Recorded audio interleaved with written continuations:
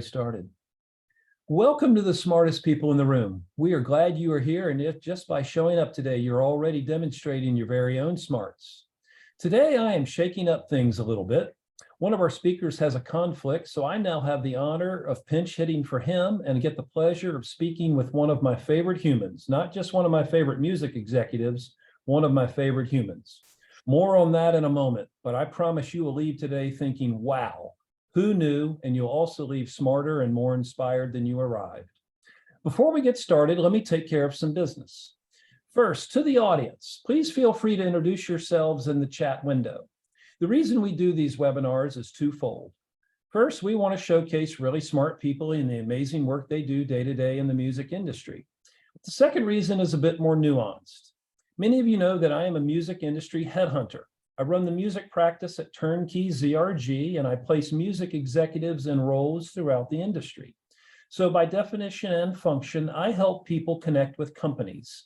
And in this series, my goal is to help you make more connections, and I invite you to take full advantage of that opportunity. Specifically, I invite you to engage with our speakers and the other attendees in the chat of the Zoom. Please introduce yourselves, share your LinkedIn profile, say hello to your friends, and please ask questions of our speakers. We will try to address as many of those as possible during today's session. And also, please make sure that your setting is set to address everyone, not just the speakers. I want to thank our program supporters, for without their support, we could not keep this series free. Special thank you to First Horizon Bank, Turnkey ZRG, the Tennessee Entertainment Commission, MedJet, Tennessee Brew Works, Project Music, and Better Than Booze. So let's get down to business. In today's host seat, you've got Tom Truitt, the host of this platform. You've never seen me here, and so cut me a break as I fumble through today. In my dream guest seat, I've got Gina Waters-Miller. Gina has been passionate about the music for as long as she can remember. A musician, educator, entrepreneur, and executive, her love of music and the arts has forged the way that has been proven to be a significant part of her life's purpose and work. Having spent nearly 2 decades with Monarch Music Group, formerly Entertainment One, Gina's current role as the label's SVP and General Manager for Nashville has her overseeing day-to-day operations and creative output for Nashville, including Monarch subsidiaries Light Records and Indie Blue Music. The music industry veteran is an active champion, dutifully serving on several advisory councils, including Music Makes Us, the American Association of Independent Music, known as A2IM, St. Jude Urban Cares, and the Country Music Association D&I Task Force. Gina serves on the Americana Music Association Board, Secretary of the Recording Academy's Nashville chapter, VP of Nashville Music Equality, as well as the Music Business Association, which is she's Music Biz, and she's the board chair, and the National Association of Black Female Executives and Media and Entertainment. Named a Leadership Music's class of 2022, Billboard's Women in Music Executive class in 2018 and 2020, and Nashville Business Journal's Women of Influence 2021 class. Is that enough for you guys? This woman is incredible, and I can't wait to get down with her today on the smartest people in the room. Gina, welcome. Thank you. Thank you. Thank you. Thank you. Thank you. I'm glad to be here. Excited. I am delighted you're here. And folks, to the audience, forgive us, but Phil couldn't make it today, and so I am going to do my best to pinch hit for him. As I said in my intro, please cut me a little slack. I'm not used to doing these things, so bear with me. Gina, I want to start off by simply saying, woman, how do you get it all done? I mean, are you a clone? Am I talking to a clone of Gina, and there's really 4 more of you that are running around the world doing all these great works? You know what? There are days that I wish that we could clone me. And there are a lot of days that after I think that thought, I go, no, the world can't handle 3 more of me.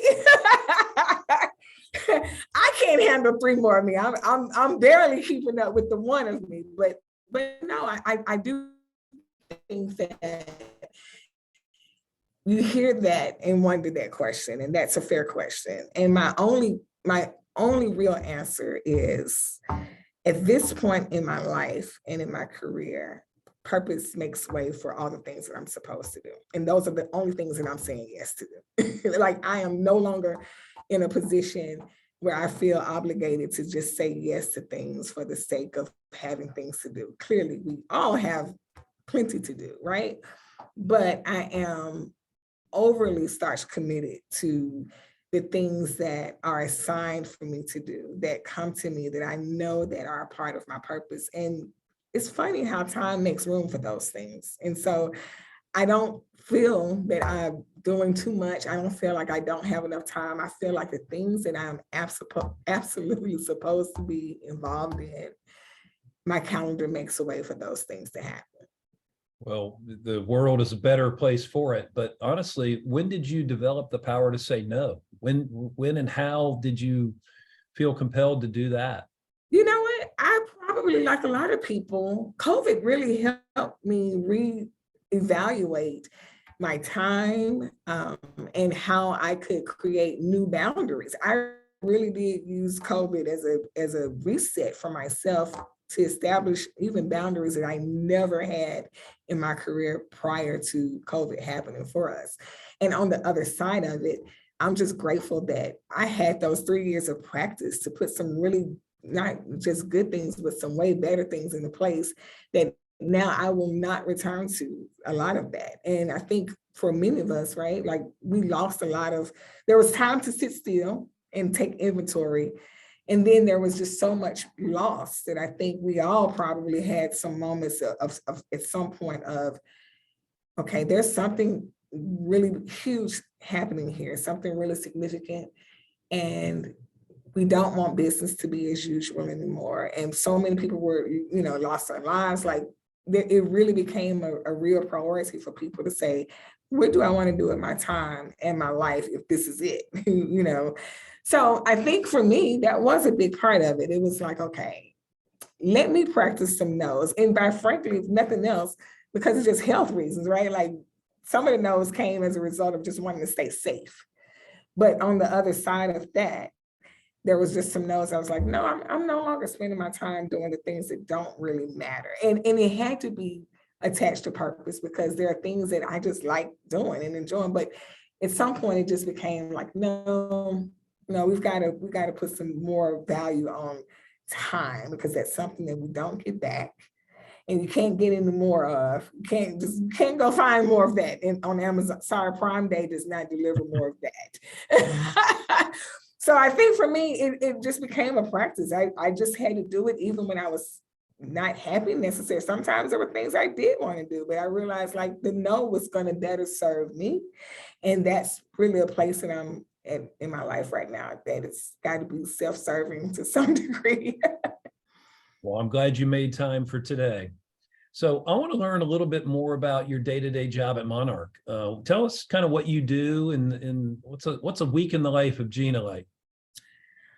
A week in the life of Gina. So at Monarch is our, basically I lead our Nashville division. So we have offices in New York, LA, Toronto, UK, Los Angeles. And for Nashville, I think I love all of our offices and our team is incredible, but our Nashville office and the environment the culture that we've created there is so special to me. So a day for me or a week for me would entail a lot of meetings, like really that title that you read off simply should say I'm a manager of expectation. I think that's what it really just boils down to, is managing the expectation of artists, managers, our partners, and people who are in relationship with us to make sure that creatives have a voice, they have identity, and the music that artists or producers and writers are creating have an opportunity to be heard. And that's really at a simple level. We're a full service record label, independent record label.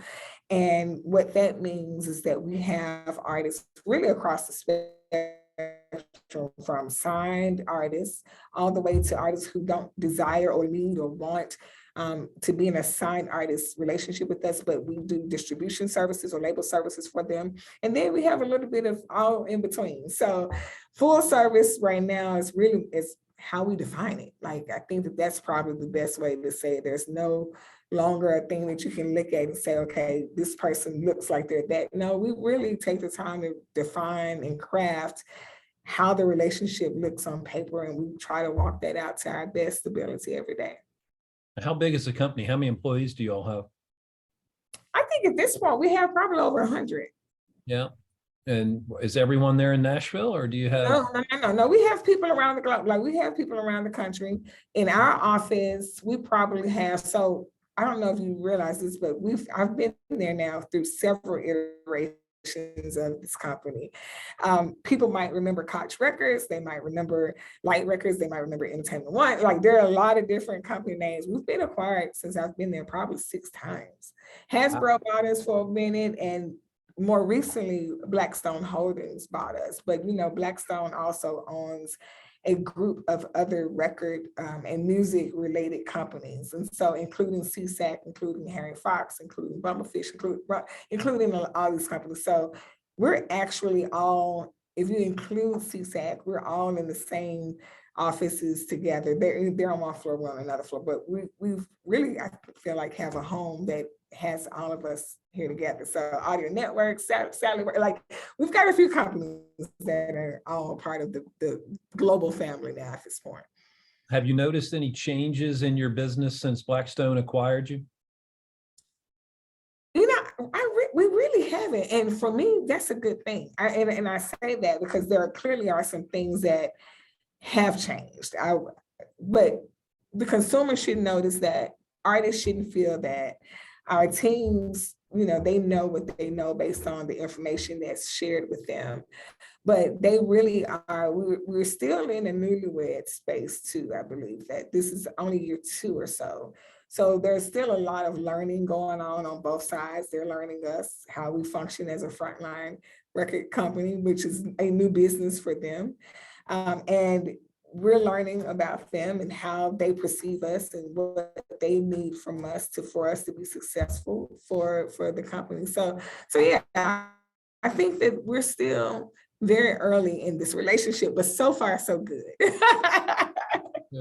Good. Well, I want to ask you, how did you get to where you are? In other words, you've had some great roles along the way, but how did it all start? What was your first job in the music industry? Well, look, so this is where I put my arms up and go, okay, no. Bring it. Well, you know what? Right. So to say where I started in the music industry, I will start with the fact that, that paper you read said 2 decades. That's a long time. I've been with the same company for the same length of time. But before we get to that story, it really does start in Memphis, Tennessee. I am born and raised in Memphis, Tennessee, and I would like to think that the first music job I had was learning to play the piano. And I say it was a job because my mother made me feel like, as a young kid, you only have 1 or 2 things to worry about, and that's school and making sure you get this music under your belt. And so I would say that that was a huge part of shaping the music person that I am. The music person, the educator, the entrepreneur, like my neighborhood, I see Renisha on here. Hey, Renisha, growing up in South Memphis, specifically South Memphis, Tennessee. If you ever been to Memphis, you gotta know South Memphis, y'all. So home of Stax Records, shout out to them over there at Stax. And right where Stax is, I caught the bus going to school there every day. And behind Stax is Lemoyne College. And while I did not go to Lemoyne, my family went to Lemoyne. Matter of fact, my nephew just graduated in the last commencement ceremony a few months ago. And he's our 5th generation for that school. My parents went there, my grandparents went, my grandmother went there, my aunts, like everyone went there. Next door to Lemoyne is my family church. So you can see, instrumentally speaking, like how my neighborhood and my community really had a huge impact.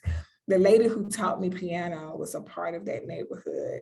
My mom was our pianist at church, and I sat behind her every Sunday while she played for our church metropolitan every Sunday. And so I would like to say my first job was playing at the church. Like I was probably, I don't know, maybe 5th or 6th grade when the church hired me to start playing professionally.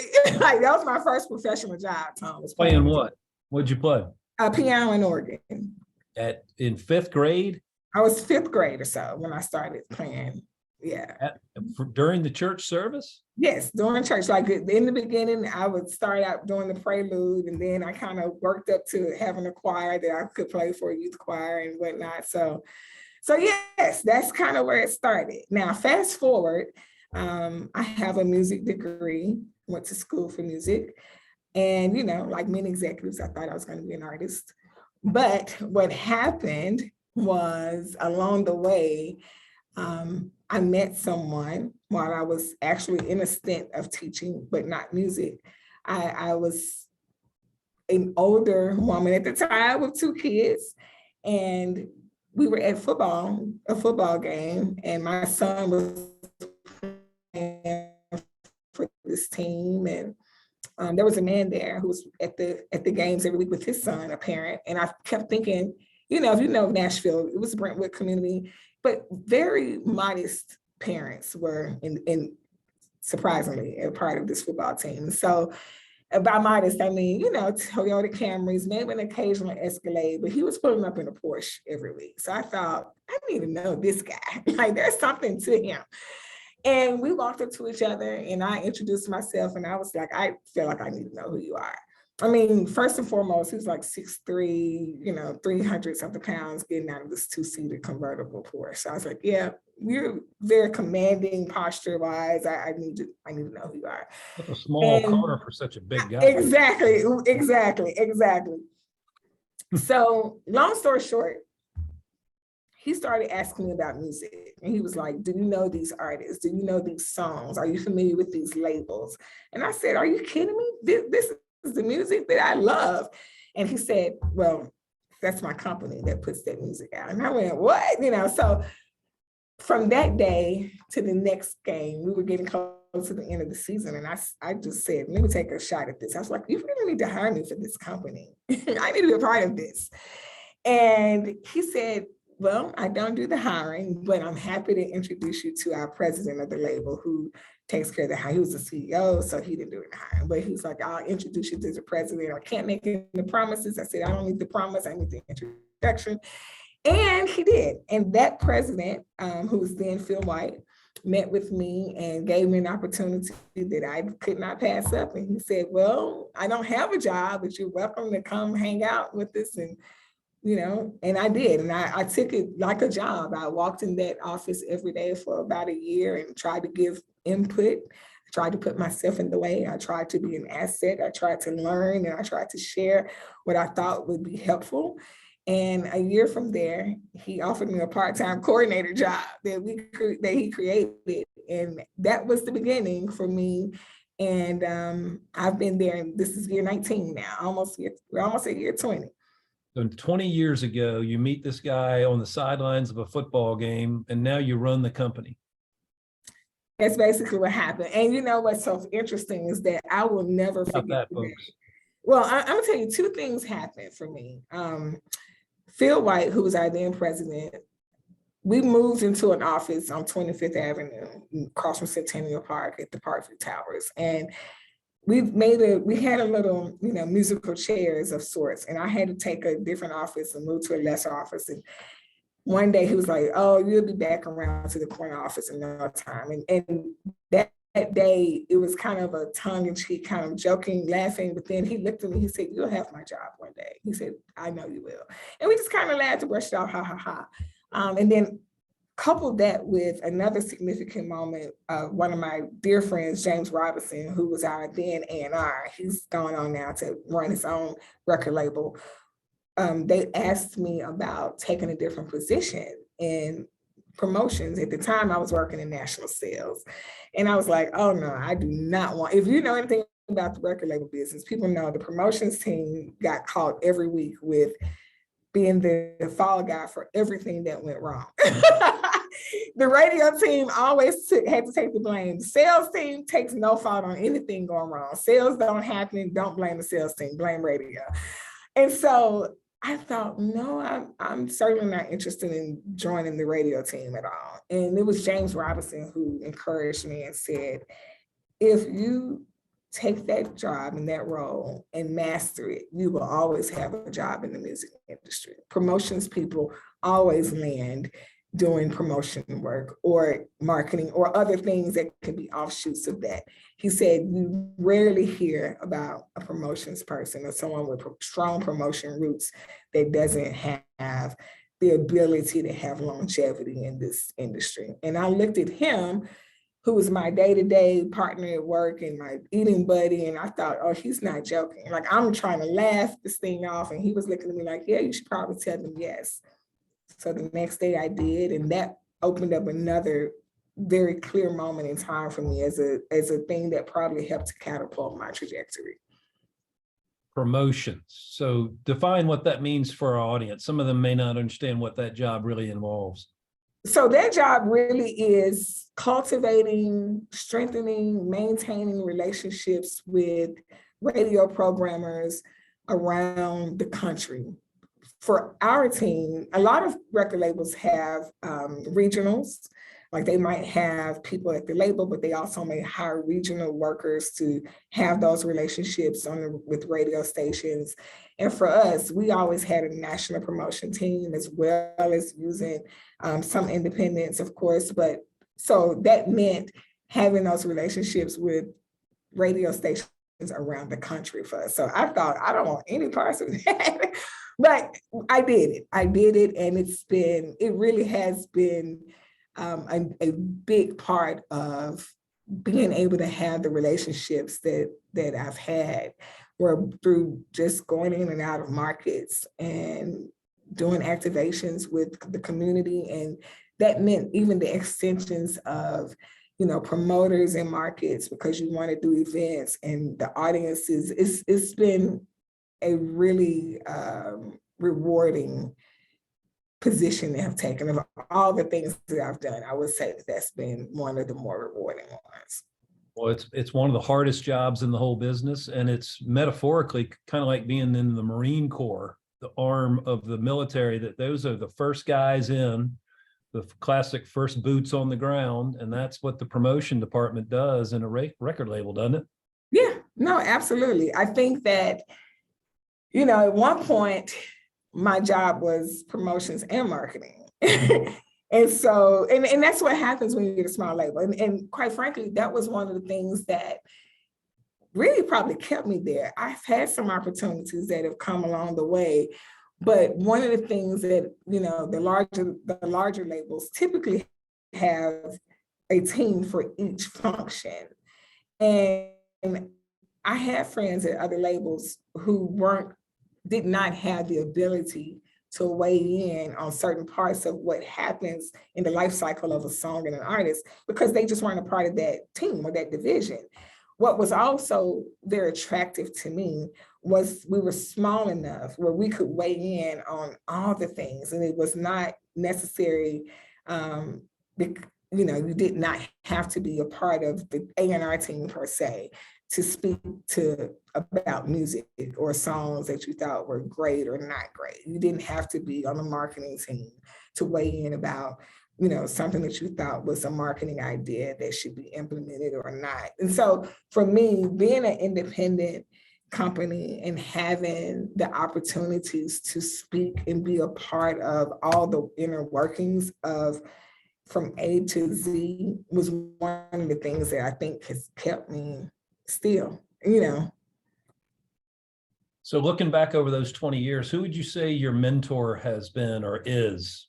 Is there one person that kind of stands out as your guiding light mentor? Oh, I would definitely say Michael Olson. So I didn't call Mike's name, but everybody, if you were in music biz a few months ago, I was able to give him a shout out. He definitely was the CEO at the time, and he's the one who was in the Porsche. And Mike still guides me. He still supports me. He still is very intentional with spending time and investing that time with me. And our relationship obviously has changed. Like he retired about, I don't know, maybe 4 years ago now. But at the point before he retired, even the intention of succession and what that looked like and the time that he spent, I feel like preparing me was something that I will never forget and don't take for granted, and really use my experience as a way to try to set the bar for how I hope I'm creating the same kind of legacy for other executives that, you know, are on their own path. So he's still in my life and I'm grateful for that. And he's not gonna get rid of me just yet. So And what was his last name? Olson. Olson, Mike Olson. Mike Olson, he's an entertainment attorney by trade also. So Well, he's obviously done a great job of developing you as a powerhouse executive. You are a mentor to dozens of people. In fact, I know plenty of people who look up to you as their mentor. So great on you, Mike, wherever you happen to be. I don't know if you're tuning in today or not. You mentioned you got a big award at Music Biz. Tell me about that. What was this?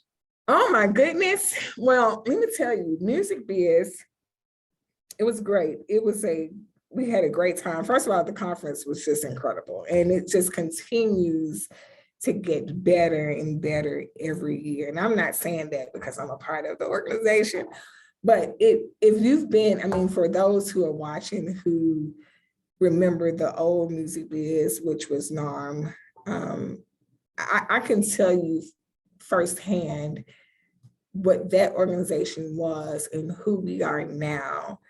There's never been a time that Music Biz has been more dynamic than it is right now, and more diverse and more concentrated on really the global reach of the music industry. So it started out, it was really a conference years ago as it was for retailers. Like it was a physical sales conference, really, for lack of better. And it to just see it morphing into really this world-class conference.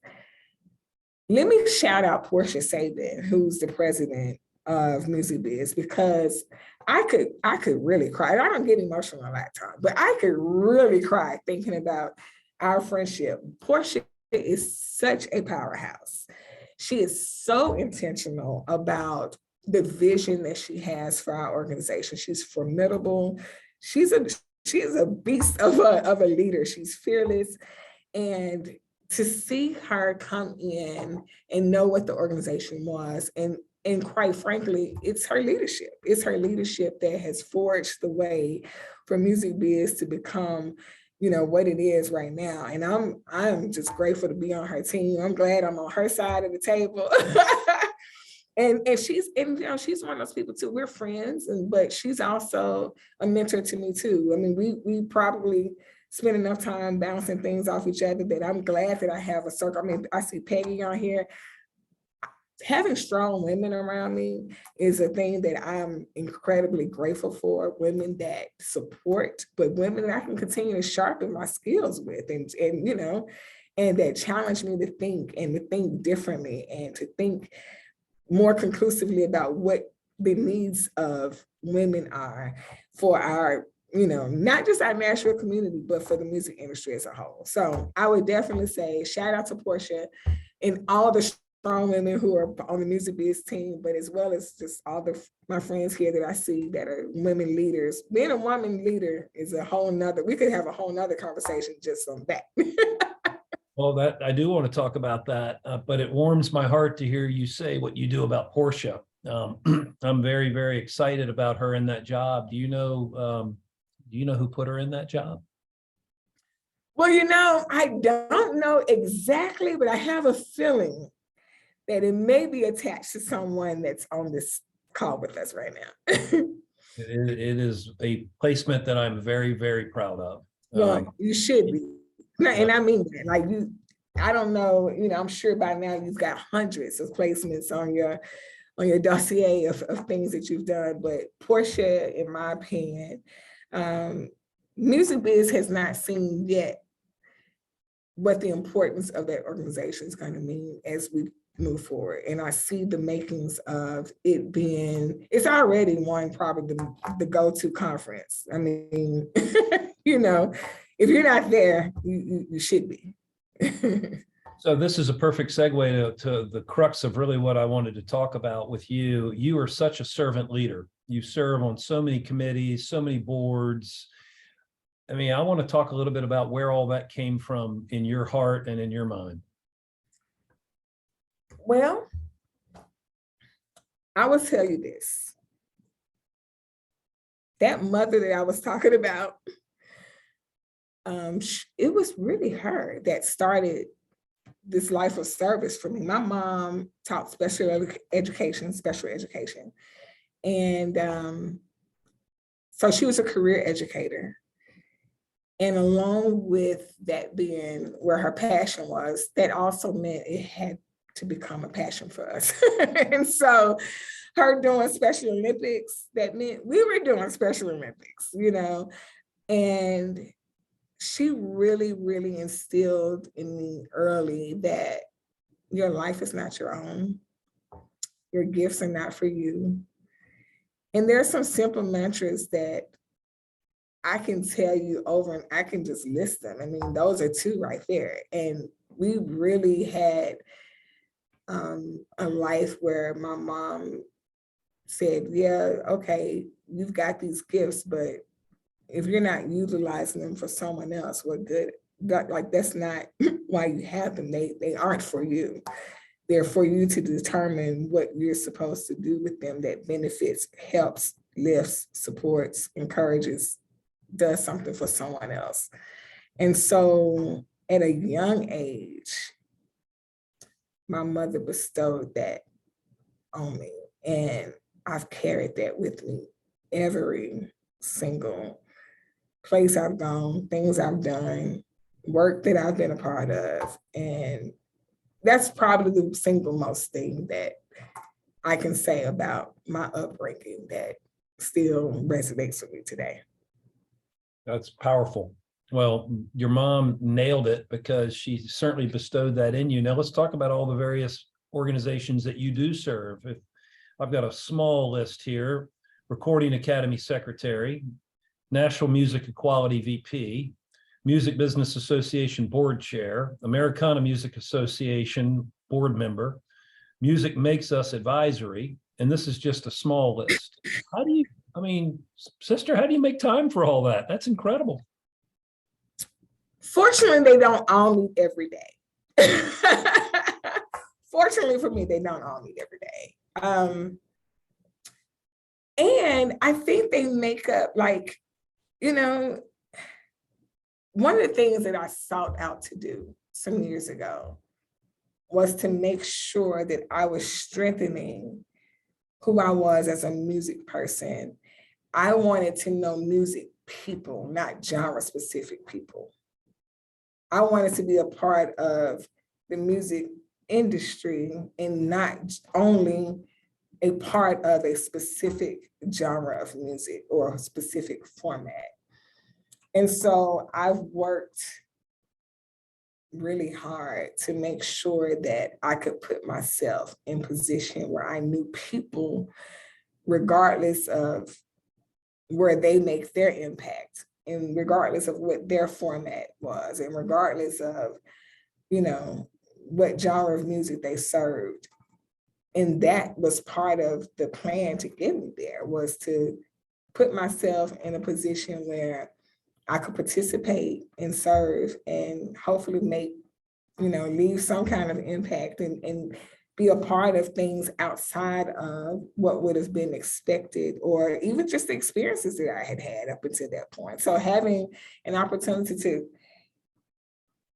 meet different people and hear different perspectives about not only music, but how to do business, I think it's been invaluable to me as a total person, as a person who seeks out to be a part of making, establishing, bringing people together to enhance what we have in Nashville and our community and also to make it better. Like, I think that that's been a a good formula for me. I absolutely love all of the boards that I'm a part of, and they all have a different part to play in our music, in this music totem pole, if you will. Like I look at it all very differently. They're all comprised with different kinds of people, with the exception of Tony, who's on here. Hey, Tony. I feel like Tony and I are lock in step in a few different directions.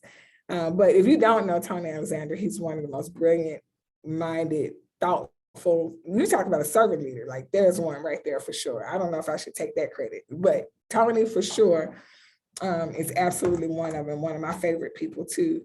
But that was really why and it just kind of morphed.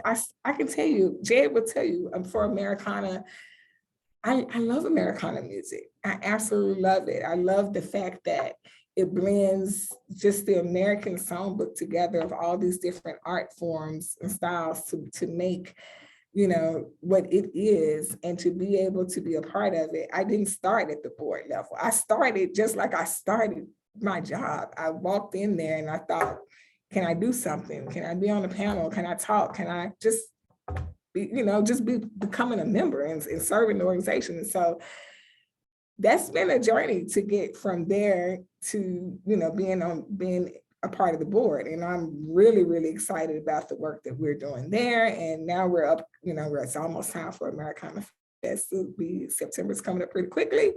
So if y'all haven't gotten your passes, badges, please make sure you go online and get those so you could be a part of joining us for that. So at Americana Week? Yes. Americana Week is my favorite week of music every year in Nashville, hands down. It is the finest week of music. And the award show is the best single night of music in Nashville every year. My favorite. That are in the audience, trust both of us on this. It's the Americana Award Show is the greatest single night. Get tickets now. Yes, get your tickets now. So I think that was it. I think that I just want to do things that matter. Like in summary, and I say that because it's important to me. If it has never been important before, at this point, legacy matters. What's going to be said that I'm leaving matters.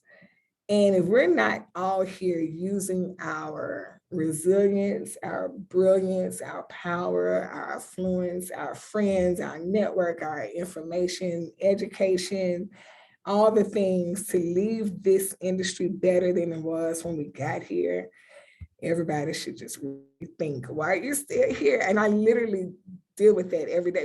One of the things Mike used to say to me at the end of every day before we left the office, some days we would leave at 5, and some days we'll be there with each other until 7:30. And no matter how hard the day was, he would always say to me, but did you have fun? Are you still having fun? And after so long of that, I said to him, the day that I stop having fun is going to be the day that I promise you I'm gonna leave. Now I would probably say the day I stop having fun and don't think that I'm bringing value to what we're doing, and inability to leave something in a place that's better than when I got there, then I will definitely be thinking about what's next. Well, I'm glad that you're having fun, and I'm glad you haven't reached that limit yet, because you've got at least 20 more years of great works to do, right? You say 20? Oh, Tom. Wishful thinking. I think I have a lot more left in me. I'm not tired yet. So we're gonna just keep on running and see what the end's gonna look like. So let's talk about women in the music business. This is a subject that you and I both have talked about many times before. You know, I'm a big supporter as well. What's happening present day for women in this business, and is it getting better? Well, I think that there's a lot of ways that we can approach this conversation. Is it getting better?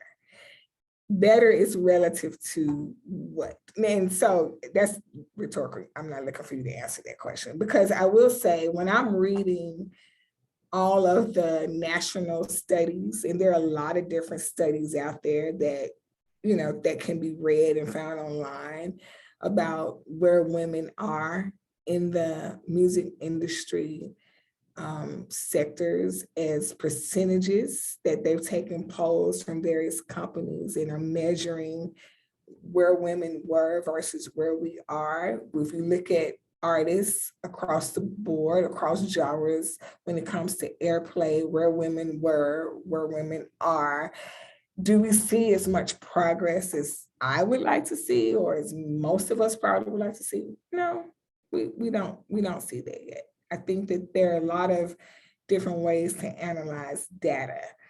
But I will say, when we look at what's happening in Nashville, Nashville is having a moment right now when it comes to women leaders. There's been a lot of changing of the guard. There's been a lot, you're nodding because I know you probably know a lot of this. When we look at not just record labels, but when we look at other music companies in Nashville that have been historically led by white men, what we're seeing now is that a lot of the predecessors that are coming behind those white men are white women. And so if I had to be objective and say, is that progress, then I would say yes, that is progress, because 5 years ago, we can probably name right now as many women who are in leadership roles that they weren't in those roles 5 years ago. They weren't in those roles 3 years ago. So in the last, year 1, 2, 3 or so, there have been opportunities for women to rise. And it's going to be interesting to see what the future looks like in the next year or two, based on the leaders that are now in place. So looking at it from our insulated community, I would say that's progress. Now, where it gets tricky, I think, is that people probably are still very disappointed about how we look at Black women executives, or just Black executives. I mean, we're still way underserved as far as opportunities, as far as the metrics and the data, what it tells us about where we fit into this. But I think we have to, it's really okay to fix one thing and understand that other things are still broken. Like we can separate the fact that we can celebrate that that's happening for one group of people and still call it progress, and still acknowledge that we have a lot of work to do when it comes to other areas as well. So the trend line is improving, is the headline, right? Mm-hmm. Not where we need to be, but at least we're moving in that direction. Absolutely, absolutely. We're moving, even at a snail's pace. That's still movement forward, right? And so we have to, not be totally disappointed or devastated by the fact that it doesn't seem like leaps and bounds yet. And this work might not be leaps and bounds, just because the pipeline also is not there, and also because history didn't have enough people, even at an entry level, especially of color, at an entry level, to be able to even move them through a trajectory to move them up. So I think we're still some years away, possibly, from seeing what I think we want to see as the most diverse opportunities for people of color who are working in the industry. Well, let's talk a little bit about that for a moment. The Nashville Music Equality Project that you helped start, which, hat tip to you. I'm so glad you did. Let's talk a little bit about it, its origins, and what is it doing now? I mean, simply put, our goal is to help eradicate racism in Nashville, period. And that's really what it is. The initiatives, and there have been quite a few initiatives that I can tell you that we're absolutely proud of, that have been put in place, and partnering with the Black Music Action Coalition, with ACMs and On-Ramp. I mean, there's been a lot of goodwill to come out of Nashville Music Equality. And what we're trying to do more than anything is to create equal access, and to make sure that people understand what that can look like, so they can put it in motion, and to really unmystify, what it means to be I don't even want to use the word ally, really. I like the word co-conspirator better. But I'll tell you what, one of my girlfriends, Mia McNeil, who works in talent and diversity and inclusion for CMA, says that there's three different kind of people. There are advocates, and she says there are agitators, and I would like to say that I think that I'm all of that. I think I think that I don't want to necessarily pick which one I want to be. I don't mind being an advocate. I don't mind it at all. I don't mind being an activist. That's the third one. She says most people are activists. And I don't mind being an agitator. I think that it takes people to agitate a little bit and disrupt and question, and the questions should lead us to more questions and lead us to more questions. And I think that that becomes a big part of what happens, is that people want to ask questions they want immediate answers to. They want to put something in place and get immediate results to. This type of transformational work takes time, and it might be generations before we see the results of all of our work and our efforts. And it's uncomfortable work, and it's not easy work. But I do think that for those who are committed, it can look a lot of different ways. And the easiest thing I can tell us all is to just start where you are and look around where you are, where your spirit influence lives, and see what you can do to improve that and start there. That might be an easier lift. And that's what we're challenging through our conversations, through our panels, through our activations with National Music Equality. We just want to make sure that we're empowering people, providing resources when we need to just make where they are better and the people around them. And so that's so a big part. overall, do you feel like you're making the progress that you intended to when you all launched? Oh, I absolutely do. I think that one of the sweet spots that has come out of that is Tennessee State's Master Program. If you're unfamiliar with that, I would encourage you to Google it and look it up and see what that's all about. I think that that's probably been one of the things that we can all say that we're very proud of I mean, we've done quite a few initiatives, but that is one that we're definitely very, very proud of. And TSU students have had the opportunity to talk to producers and artists, and companies like Amazon has come forward, and it's been incredible. I can also tell you that we probably protect a lot of our friends with this, but I can't think of a company that we haven't talked to in the city about how to make, and that is promising and hopeful.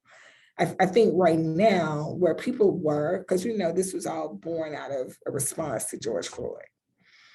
So people were really interested and excited and enthusiastic at the onset of our, creating this organization to do what they could do. What do we need to do? And I really feel that we talked to just about everybody. We were getting calls, and because we were all at home, it was really easy to, do a Zoom call or do a conference call. And I'm really proud of that. I will say that 2-3 years later, has some of the work slowed down? Of course it has, absolutely. But we haven't come to a complete stop yet. So as long as we've got folks who are still committed, and we still get those emails weekly of companies and individuals who are still asking the questions, what can we do? How can we support? How can we change our culture here? What is the single most thing that we can do right away? And for those who are impatient, that want a single thing that you can do right away, I just encourage them to find an executive, find a woman, find someone that doesn't meet what you already have, and try to create an opportunity if you don't have one that exists already.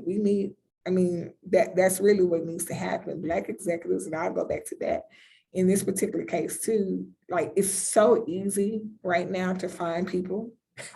Like at one point, you know, you're like, oh, we can't find people. We heard that early on. We heard, well, where do we find them? Well, look at my face.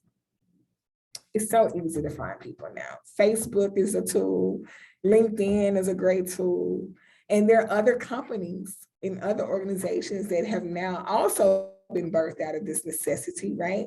And have created data banks and information directories so you can find Black musicians. You can find, so those are the things that I've been engaged in, those kind of conversations with other artists and other companies who are like, they don't want to do certain things, but they want to be seen as making a difference and being activists in their own way. So what you can do to do that, in my opinion, is to seek out how you can hire and pay in advance the mission of other Black creatives and workers. Like, you know, you've got Nashville probably right now, we probably have, what would you say, 60, 70 tours going out of Nashville? Oh, at least. Yeah. Yeah. At least, right? At least. And so when you think about the roster of personnel that's being hired to fulfill those tours, and you look at the percentage of ethnicities that are working those tours, and then you have to stop and ask yourself, how can we make this better? We can make this better by just starting there and diversify, like from the drivers, security, the cabbie, like cooks, like catering service, all of it. Like, we have to be thinking at every part of our business how we can improve it, and not just more. This is not a conversation about, oh, we just want more Black executives or we just need more Black artists. No, we need more people who bring different backgrounds and experiences, and thinking that diversity and is a conversation that's only Black and white is a little limiting anyway. But it's one way to think about it, and we cannot not think about how we're including people of different races into the conversation and the ability to be financially. So similar to the women trend line, is the trend line improving for people of color? Probably at an even slower rate than women.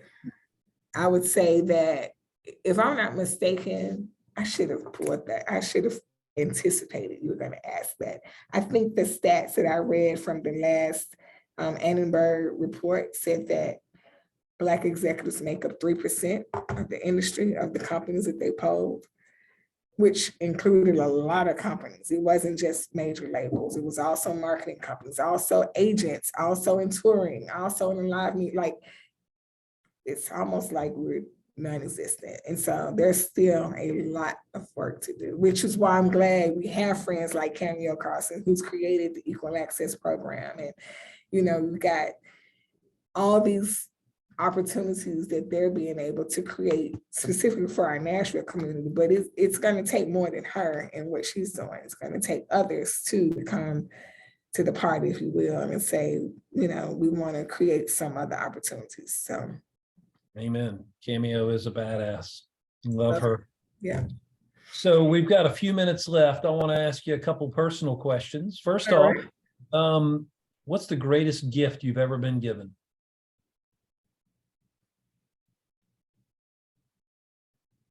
You know, I don't want to sound like deep in there. I'm gonna blame all this on my mom and daddy. Like, they really, so let me also be clear. I grew up, so I already told you I grew up in South End. Like, that was the hood, y'all. Like, let me be clear. We grew up in a poor part of Memphis, Tennessee. So my mom, and they weren't really big gift givers in a physical, tangible way. And I still struggle with that today. It's like, when people say, you know, do I give my kids gifts? I'm so terrible at that. My intention sometimes, I think, oh, I want to do that, be better at that, but I'm not.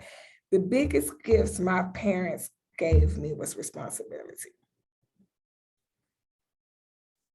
That's you pass that to your children, I'm sure. Oh, absolutely. And and it starts with things that you don't even really consider until you get of a certain age and you're like, wow, they had me doing XYZ at a young age or at whatever age appropriate moment. And